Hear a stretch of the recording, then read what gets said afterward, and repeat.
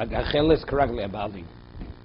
Agachelis a coal. If a coal, you borrow a coal, or you gifted a coal on Yom Tiv, so the coal you can only take to the location with the one who had given it to you. Shalheves b'chol mokum. What about if you transfer fire onto your object? That's b'chol mokum. You take it wherever you want, because, as we explained, because the fueling of the fire, Eish, as a mazik, is a chidush, right? If I light a fire in my property, and it's not protected, and goes to somebody else's property, the one who lit the fire is a damager.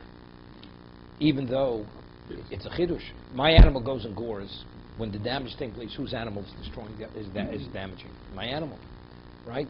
When I light the fire, why is the fire burning the other person's property? Because the other person's fuel is fueling it. It's not because my fuel is fueling it. Nevertheless, Torah says, it's grumma. Nevertheless, gzeres hakosov, yichai fe'esh. But if not for that gzeres hakosov, fire is unrelated to the origin of the fire. So therefore, if you transfer fire, even though the original fire was the one who created the fire, but it's not locked into his tchum, because the new fire that's burning is a result of the fire that it was attached to, right? You following me? I'm just trying to understand how do you transfer the flame without the object to No. I take my candle, light it off your flame. And I get my flame and Yes, and now I can take my candle, lit candle, wherever I want to take it. But I'm saying, but logical, because what's fueling that fire? My candle. Your fire doesn't exist any longer. Right. But I'm saying, that's what I'm saying. Mazik, as a damager, Eish, is a chidush. Because there's just causality.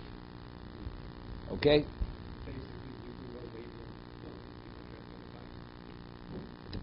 Who you transfer it to? To people who have various tchumim. Yeah, 100%. Right. Gachelish el hegdish. A coal that belongs to hegdish. Molimbo. If you benefit from it, you're in violation of Milo. You have the korban, value. Shall heves. What about if it's the flame of hegdish? You want to light something off that flame. Lo nen lo molim. You're not permitted to benefit. Okay? But you're not moil. Hamotzi gachelis u'shesarabim.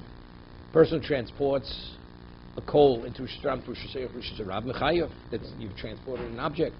Shall have his potter, but let's say a flame, not. So the Gemara is going to discuss how do you transport a flame. The flame always is attached to the source, right, to the fuel. Ton Rabbanim. Chabisha dvorim nemru b'gachelis. 5 things were said regarding a coal. Hagachelis karag le'abali.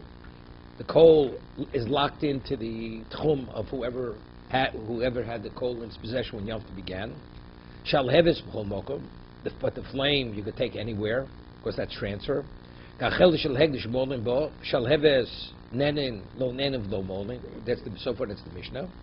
Gachel shel avodah zorah. A coal belonging to idolatry. So idolatry is isura. No, you're not permitted to benefit from it, right? Asura, you're not permitted to benefit. Shal heves. But the flame of idolatry, same lumdus, same muteris. Hamotzi galchel shesarabim chayov. Transport the galchel to public domain chayiv. Shal heves poter. Hamuder hano michavero. Person makes a neder, he's not going to benefit from his fellow. Also b'kachaloso, you're not permitted to benefit from his coal, right? Because that's an object. Umuter b'shalavoso. But he can benefit from the shalheves. Why? Because for the same reason. Because ultimately the flame that you have is not his flame. Ma'ishno shalheves avorzor rishayo, or ma'ishno the hegdish ta'asiro. It says before, by the flame of hegdish, it says lo nen lo molin. You're not permitted to benefit, but you don't have a liability of mila. But avodah zarah says it's totally permitted, right? But if it's off limits, it should be usher for avodah zarah dem isab dili imshimine lo gos barabon. Really, the halacha is like this. It says kol marav v'reach ein bo mishmila. Kol marav v'reach. If you hear them singing the Beis Hamikdash or the instruments that we're playing, even though you have benefit from it, pleasure. So to have in mind that you want to hear their music, you shouldn't. You're not supposed to. But it's only rabbinical, because it's not a tangible. Mare, let's say you want to benefit, gaze on the beauty of the Beis Hamikdash. You shouldn't gaze on the beauty of it, because it's a holy object. But that's rabbinical. What about if you smell the fragrances of the incense burning shalayim? You shouldn't have in mind that you want to, take it in. It's rabbinical. It's rabbinical. Okay, on a Torah level you're permitted. So now the question is, why by Hegdish did they legislate the Isser, and by Avodah Zarah not? So the Gemara says, Hegdish lo moyis. Hegdish, which is not something which is detestable, which is disgusting, lo b'dili in shivine. So therefore people, they won't separate from it. So if you gravitate towards it, you'll be in violation of Milah. Therefore goes Barabonan, but Avodah Zarah, which is Mi'iso, which is disgusting, people separate from it. There's no reason to make a Gzeira, because nobody wants to go near it in either case. Right? So that's the reason. The Isra Rabbanon, that applies by Hegdish, doesn't apply by Avodah Zarah. Okay? Because one, a person's attracted to, the other person is detested by it, is repulsed by it. So the Torah says that Hashem punishes Zakeda because they gaze at the Shekhinah. Is that relevant here? What? 2 seconds. Hello? Yeah, middle of a...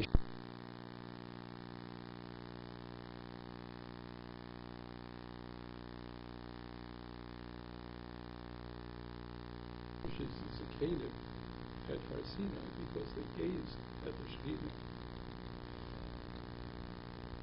Interesting question. It's a good question, but it's not a good question. Okay?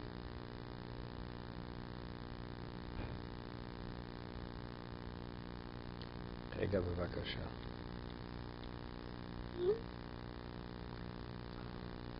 Yeah. Let me ask you a question. If a king and queen are speaking, somebody eavesdrops on the conversation, you say, so what did you have words? Does the person deserve to be put to death? But what did you do? You eavesdropped. Right. Looking directly at the Shekhinah is a disrespect. Right. So you deserve to have your head. That's the difference. It's not because you benefited. It's not a question of benefiting. Is it appropriate? No, it's a disrespect. There it says they gazed directly at the Shekhinah. It's like, you look the king in the eye. Who do you think you are? Right. So that was the disrespect. So because at a level of disrespect, that they would deserve to die.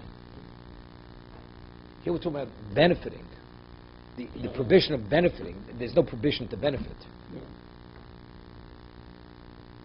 On a Torah, rabbinically, you're not permitted to benefit. Rabbinically, because if you benefit, you may actually come to really benefit from a tangible. Right. So they make offense. Okay. Okay?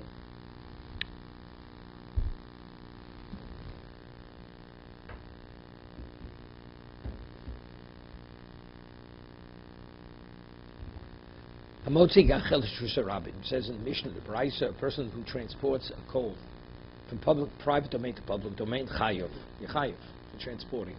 Shalev is potter. Tanya motzi shalev is kol shu chayav. Says that if you transport even a small flame, yechayav. Omrav sheishes go chotzi bekisim. He transported, it was on a splinter. He had a splinter and it was lit, and he transported it. Right. As far as typically mishum kisim. So what do we have to say? You're in violation of transport because of the flame.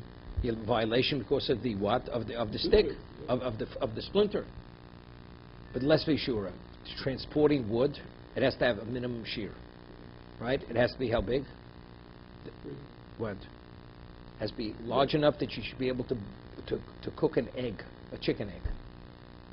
If it's less than that, you're not in violation of transporting. If not, hamotzi etzim kadei lavasho be'okalo. Be'okalo. The egg that needs the least amount of cooking to make it edible, the Gemara says in Shabbos, is a chicken egg. Other eggs from other species needs a lot more cooking. Okay? So it says, if you transport wood, what's the volume of wood that you will be chayav? It's the amount that you need to cook an egg. So since the splinter is less than that, so why you chayiv? You chayiv because you're transporting the flame. Bayoma go to shayfei mono nishcho. It's being by the person who took oil and he doused a vessel with oil. So oil is what is flammable, and he ignites the flame. Va'atli bo nuro. Mono. He should be chayiv. He's transporting the vessel, right? The chaspa. It's being that it's a shard of pottery. Takes a shard of pottery which has no value. He dips it in oil, which is a flammable, lights it. Tevik lei mishum chaspa, but let's face shura. Also, it's not the shear because a shard, if it's large enough, it has value. Not cheres k'dei litei bein apatzim lechavero divrei rebuda. One time, they had windows. So very often they set a window in a wall of a house, so there was space between the window and the bottom of the window. So what they take shards of pottery and they would fill it in as a filler. Then cemented, they would fill it in with that. Maybe afterwards they plastered over with cement. So it has to be large enough that it could be put between, to fill in the gaps. Okay? So if that's the case, if the only way you could transfer, we were saying you're transferring a flame, it's attached to a splinter, it's attached to a piece of broken pottery. So what's the case where, how do you see, when you transport a flame, you have to transport it with something. Right? So how do you transport it? So you should be chayav. You have a flame which is burning in Rosh Hashanah, and you go and you wave it. And by waving it, the flame detaches itself for a moment into Rosh Hashanah. So you potter. You got it? Yeah. Because again, You've done nothing. that's considered doing nothing. The question is like this. Seemingly it's a double poshut. To be chayiv for Hutzah, you need akira hanocha. Right? You have to remove it. It has to come to rest in the other domain. If let's say you have a flame burning, the person goes like this, and the flame detaches itself for a moment, it's in Rosh Hashanah. The moment it detaches itself, where's the hanocha? Never came to rest. Right?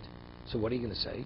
It's speaking, the flame was burning on the ground, let's say the front door of Rosh Hashanah, and he waved it, and it actually, the flame for a moment touched the ground. Okay. Oh. Right? That's what you have to say. So maybe that's hanocha. Okay. Right? So the question is, so why aren't you chayiv? Manusha. What's the case? Why aren't you chayiv? If you transport it on a splinter, or on a piece of shard of pottery, you're chayiv. And you're not chayiv for the pottery, you're not chayiv for the keys, it's for the flame. So he says, but the case of the flame is where you waved it. The flame detached itself. So I'm saying, so what happened? You put it there. If it's in midair, there was no hanocha. Okay. Right? It never came to rest. Okay. So maybe that's the reason why you put there. If it came to rest, so if you do it on the ground, maybe you would be chayiv. Because why is it different than the flame on the kisim? Mm-hmm. No, for transporting, for transporting from Rosh Hashanah to Rosh Hashanah. Even if they have a match, you have a match, light a match. You're chayiv. Not for water the match, for transporting the flame.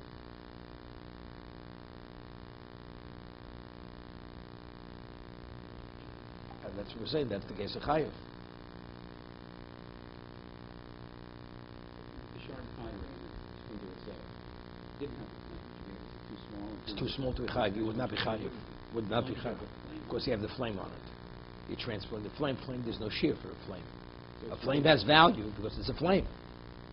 So I'm asking, that's the case. When you transport the flame by just moving it, waving it, attaches itself. So why you potter? If the flame has value, the answer is, you have to say, because there was no hanocha. Right? It never came to rest. It disappeared. You moved it, and then it just went, there was nothing fueling it any longer. So it disappeared. So why is the shard of pottery in the spindle? You can bring it across without a flame, but you can't bring it across with a flame because you're transporting the flame. No, because there's hanocha. We say, if you have something in your pocket and you walk from one domain to another, even though vis-a-vis your pocket, the item's in the same location in either domain, but we say removing your body is like removing the object. Okay, so it's the same thing. So if you're holding the splinter or the shard of pottery with a flame on it, you go from Shusay over Shusay, as you make the hanocha in Shusay Arabim, as you came to stop, that flame is stopped. That's called hanocha on the flame. But This is this question. You just had some inconsequential object on the splinter, shard of pottery in your pocket. You know, let's say even you're not chayiv. Not chayiv. Because it's too small. too small. Right.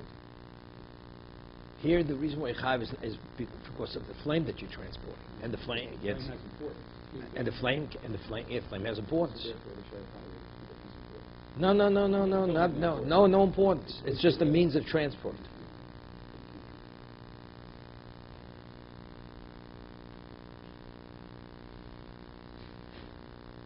how do you answer the question of you generally have to rest?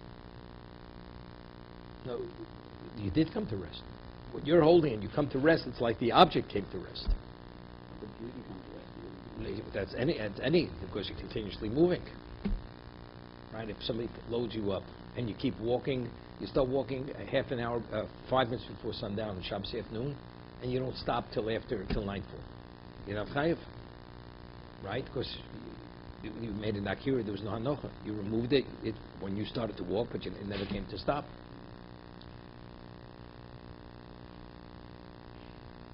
Okay.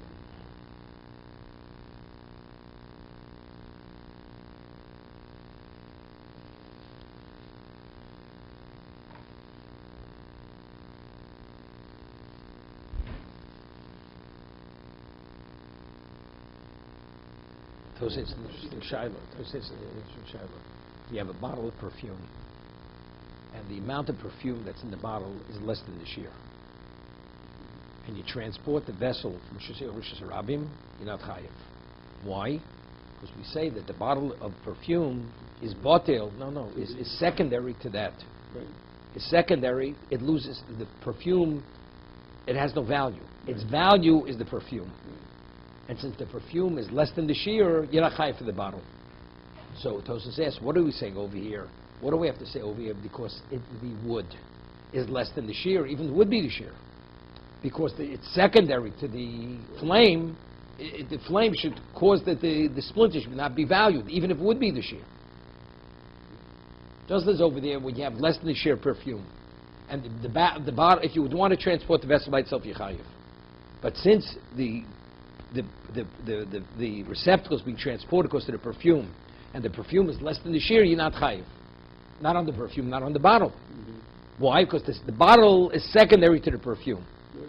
So over here, what do we have to say? The splinter is less than the shear, even would be the shear. The splinter itself is secondary to the flame.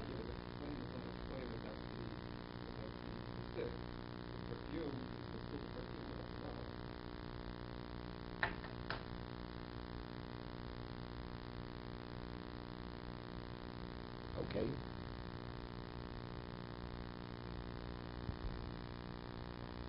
Maybe. I hear it's good. It's good. What you're saying is good. Tosfos gives a different answer. Tosfos says an answer, since your answer is a better answer than Tosfos says. Tosfos answers that perfume, even less than the shear, has greater value. So because of its value, it negates the vessel. A flame not because there's no value like what you're saying.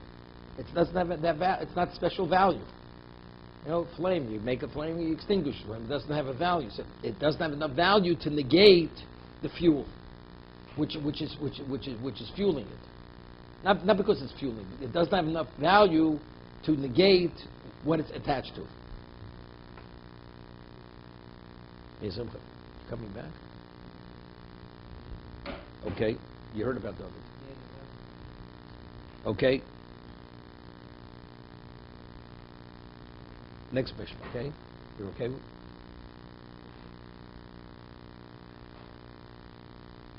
Borshel Yochid. Let's say a person has a private water cistern. Mm-hmm. Somebody wants to borrow water on Yom Tiv from that cistern. Karagli Yochid.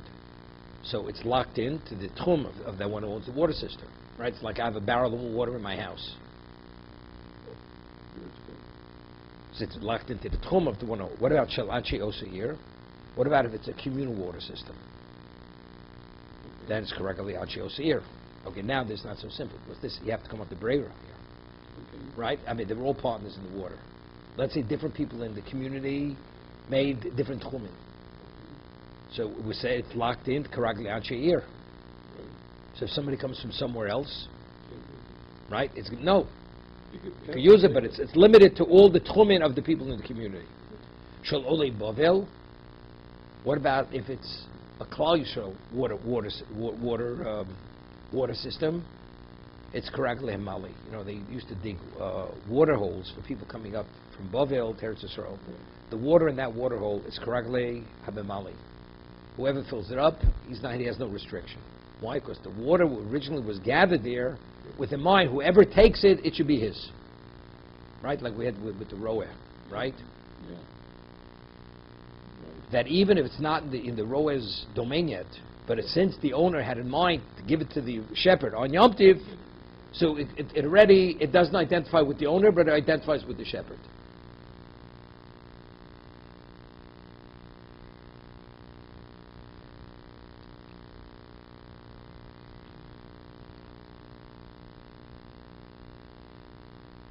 Rameli Rava the Rav Nachman. Rava asked the stira from Mishnah to Rav Nachman. Tanan, it says in our Mishnah, Borshel Yochid Karagli Yochid.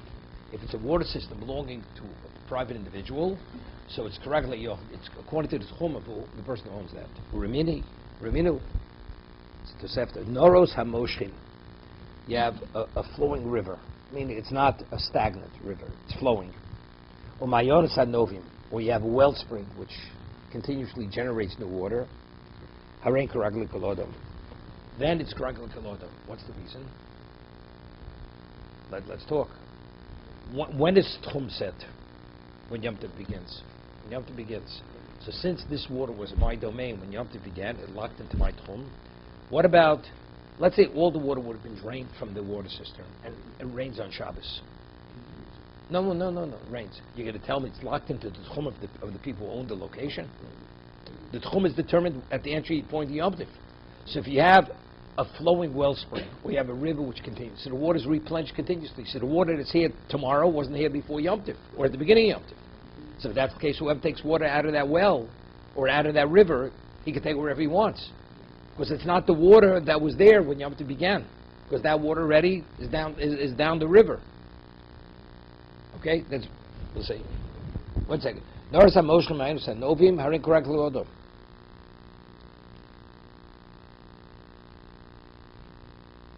Omar Rabbo, that the Mishnah, when it says Borshel Yochid, is correctly Yochid, it's speaking where it's stagnant water. It's not a wellspring, because Bor could also mean like there. 1 second. V'itma nami, Omar Abchio, Omar Rabba, B'chunosim. That's the difference. If it's stagnant, it's gathered water, so that water is the same water at the beginning of Yom Tov, in the middle of Yom Tov, at the end of Yom Tov. So therefore it identifies with the person. But if it's replenished continuously, so then it's not. Okay?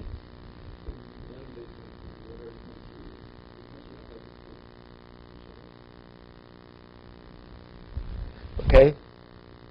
To make a difference. Well, that's the old story. What about if something comes out of Tchum? Are you permitted to use it? Second.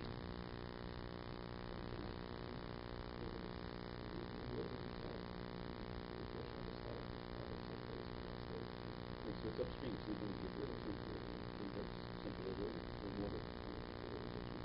It's water in between.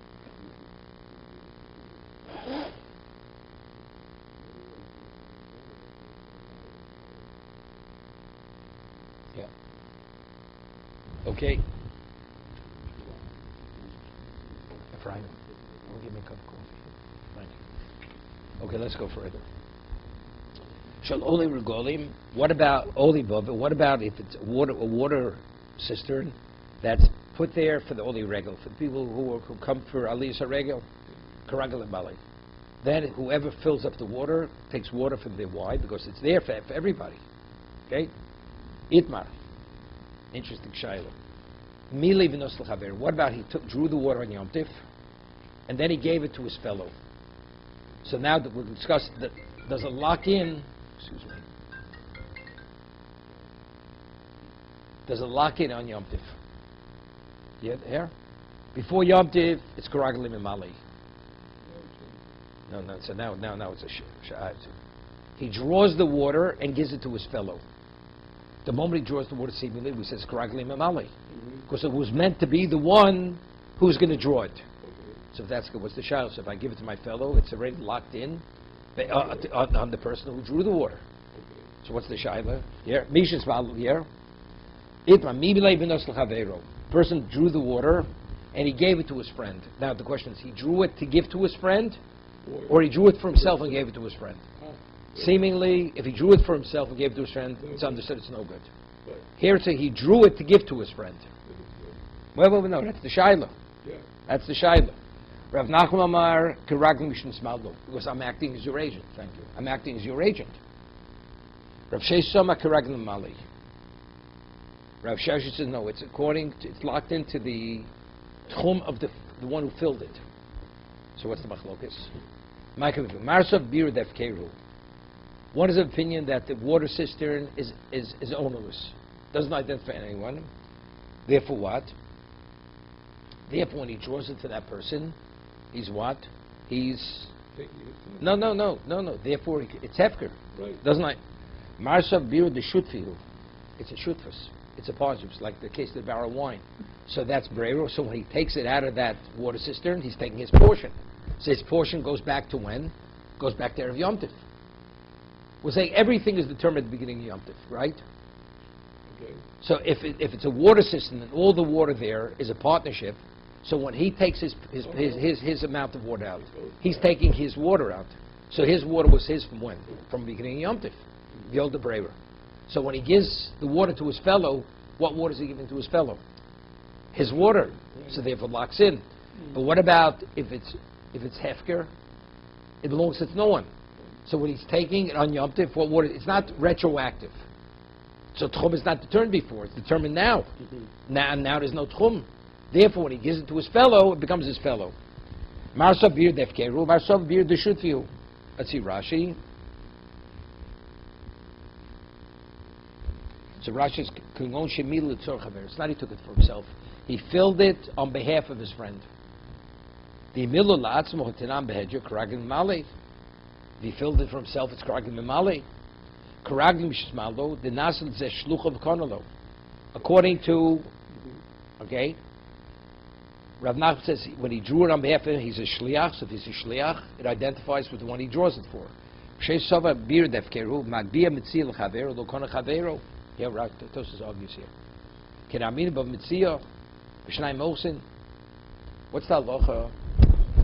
Just make it the most extreme case. Ruvain is a debtor. He has 3 creditors. He owes each creditor $100 each.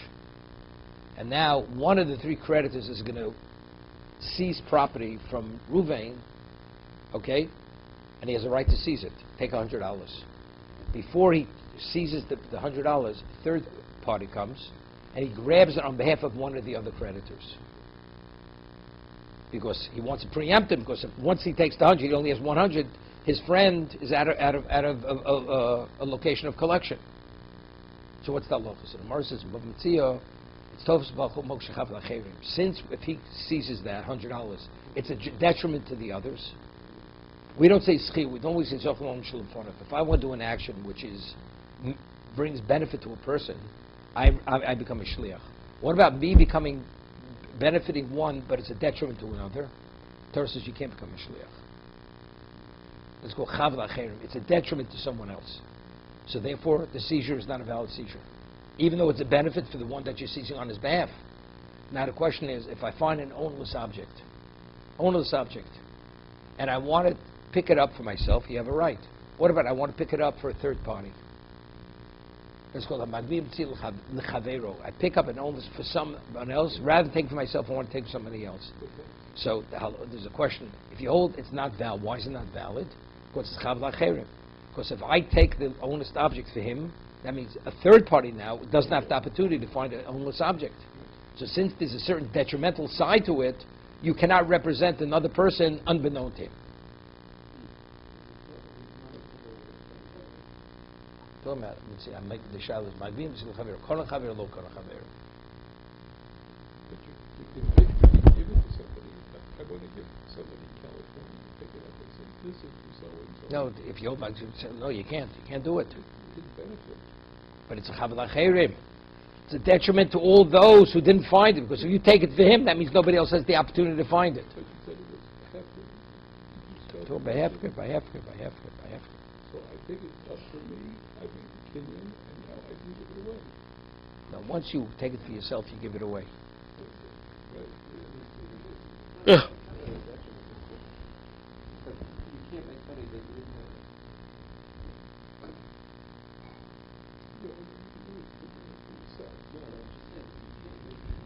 Tawadi.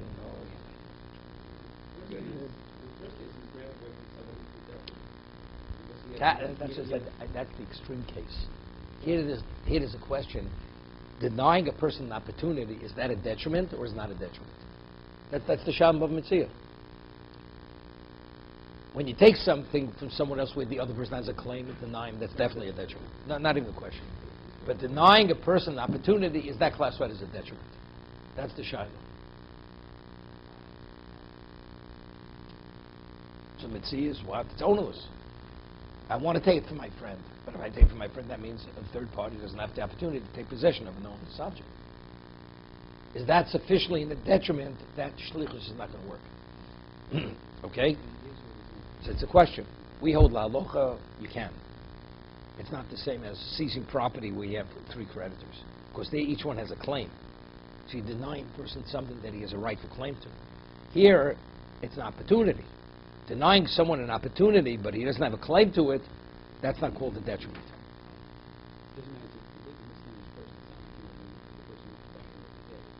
Right, anybody. Correct.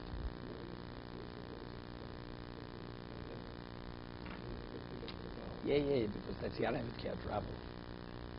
One want to bring a riot proof that you can, was never could pick up on behalf of his master. The answer is no. The Eved is his hand is the master's hand. He's like a chotzer. He's like his courtyard.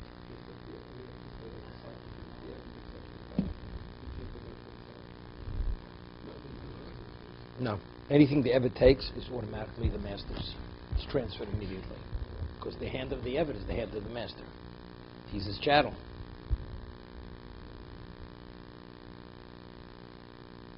Okay? So again, Rav Nachman holds it's according to the one who he fills it on his behalf. So Rashi says, because he's his agent, Rav Sheizo b'karagle hamemali Ma'asav bir defkeru Ma'asav bir deshutfiu. Excuse me, I'm sorry. Hello?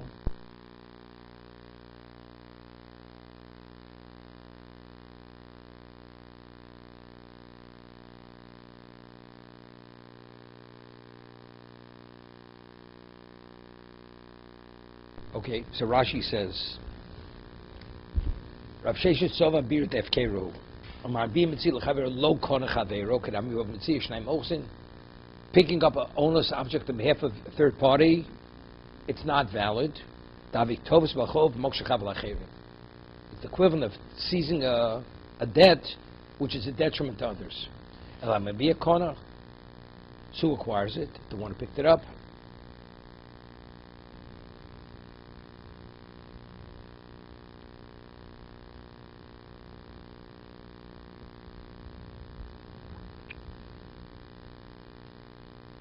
Right, so therefore, when you pick it up on who's konet? The one who takes it, because I can't transfer it, because it's a chav lachrini, right? Rav Nachman Sova Bir Deshutfihu. No, that the water cistern, it's a partnership. Whoever takes, he has an interest there. It's not considered ownerless. El Nasul Kol Yisrael. As long as you're a Jew, you have a share in that water hole. So when he says, I want you to fill up the bucket with water, from whose share is he drawing? He's drawing from that Jew's. There, it's not Matzia. So according to Rav Nachman, it's Karag Mishnis Malo. Why? Because that's Shutfis. According to Rav Sheshes, it's Hefker. So once it's Hefker, it's Chav Lacherim, because by you taking it, you're denying somebody else a portion. Okay?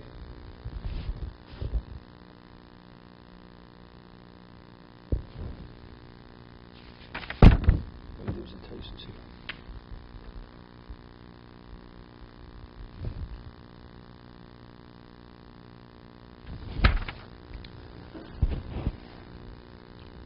Esi Rav the Rav Nachman. So this is how Rav Nachman reconciled, explained the machlokes of Sheshes and Rav Nachman. Rav Nachman says it's Commission Smallo. Rav Shesha says it's Karagale Mali, the one who actually drew the water. Eser Rav Nachman. Hareinu Olecha Cherim. A person says, I am to you Cherim. Cherim is I'm off limits. Reuven says, Yeshim, I'm off limits to you. Hamudir Oser. Hareinu Olech Cherim, Hamudir Oser.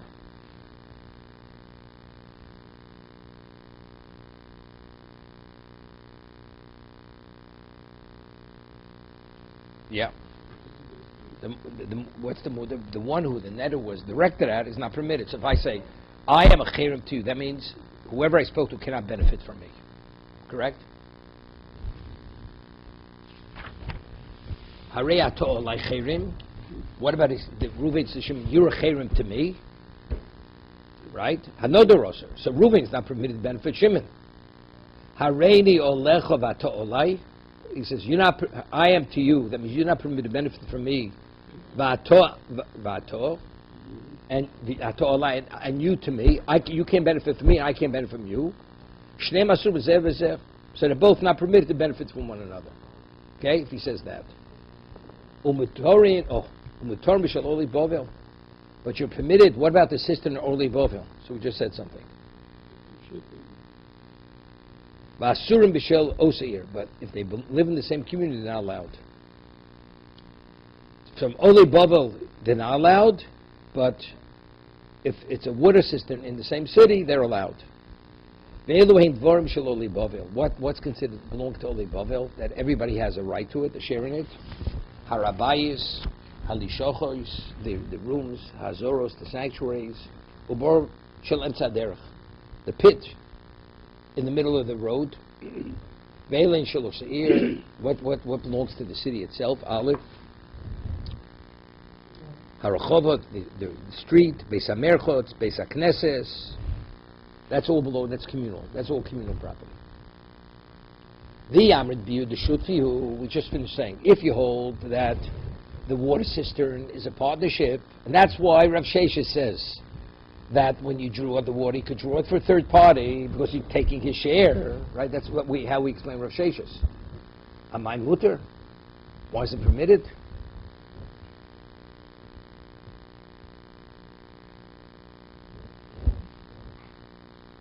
Yeah. The Amrit Biro Shutfiu Amay Mutar Hotanam with Mishta Shutofin Shenoju Hanoze Mizer. Partners who made a netter not to benefit from one another. Asur Likoros Lechotze Lirchotz Bebor Al Beis.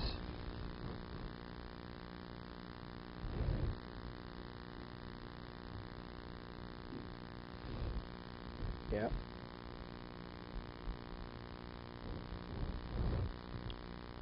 Ochanami. Let's see Rashi on this. Rashi. Also b'nei world of fish efkim v'chol yishav nasim l'hem lo yishufim b'mshur. So also ir shein dorabo m'nei shein shutofim. With differentiating between, we're saying, if it's shel oli bavel, right? It's permitted, but it's shel osir. So what's the oli bavel and osir? Oli bavel, it's hefker.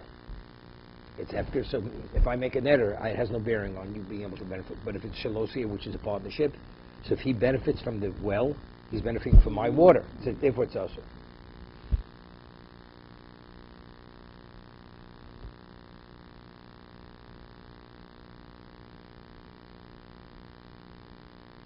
The Amrit Bir, the should feel my mutter, but Nana should knows that Hanos of Asur Likonos Lechotz Lirchotz. The bar lichots, yeah. Even though it's a turkey, it's not fair. If I go and bathe in your bathhouse, and you're a partner, so when I bathe in the water, it's your water, my water. When I draw water, and you say yesh breira, whose water am I drawing? I'm drawing my water, right? Or I'm drawing your water. It's not comparable, and that's what the Gemara is saying there. It's shut v'shnon zemizer asur likonis lechotzer ulemerchotz. V'lirchotz. Lirchotz babor. So the verse says lirchotz hochanai. You're right, because if it's a partnership and you bathe in that water, I'm betting everybody's water. Hochem asks, what are we speaking about? Limalos. You're drawing water. So whose water am I drawing from the pit if it's a partnership? If you hold a brayer, I'm drawing the person who I'm representing. Each person is filling the bucket from his wet water. The so we have to say Rav Nachman has to hold the Yesh Breira, correct? If we're saying that if it's Oli Bovo and you're permitted to draw water from there, wait, you have to hold the Yesh Breira, right? Because we say the portion that he's drawing is on behalf of that party. To bathe in the merchot, in the bathhouse, you can hold Breira from it today forever. Factually, the amount of water there's more water than your water. So when you're bathing, you're benefiting from that person's water. So you're not permitted. Okay? But when I'm talking about drawing water, and I hold it's a shutfis, it's a partnership. Whose water am I drawing if you hold Yesh Breira? You're drawing your own water. Yeah. You're not benefiting from the other. Okay? Isn't the amount of what you're benefiting from so trivial that it's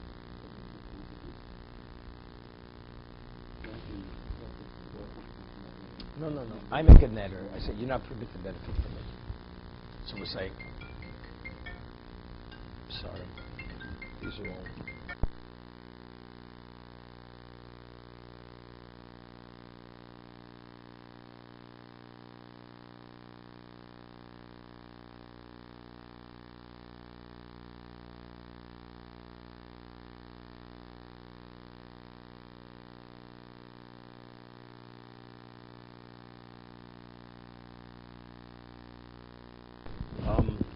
Saying, if you draw the water, regardless how much water you draw, if it's of that community, right? So if it's a shutfis, it's not a problem either, because whatever you draw out, it's your portion. What about to bathe in that water? And I said I'm not permitted to benefit from one of the members of the community. I'm bathing in his water, right? My water is not enough to bathe in. That means it's jointly all of our water. And if I'm not allowed to benefit from you, I'm benefiting from your water, and I'm not permitted to benefit from. Right? Kosher. It's very simple. Whatever amount of the community, whatever amount of water that individual is so small, theoretically. But it's not botel. It's not botel. First, we said earlier, if I drop my dollar into your $1,000, is my dollar in your dollars among your $1,000? It is. So same thing. It's a monetary issue. It's the person I'm not permitted to benefit. His money, his object is in his water is in there. Let it be 1 ounce. Doesn't make a difference.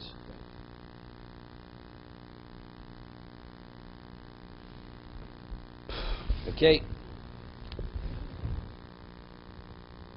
So now, someone says, according to this, you have to say Breira, right? You have to say Breira. Because he says you could draw on behalf of someone else. Someone says, some Rav Nachman Yesh Breira, Votanan. Ha'achan v'ashut mishik chayovim bekalbim p'turim m'maiser behemo.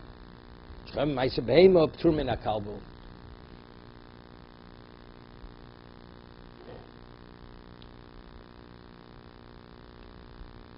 Yeah.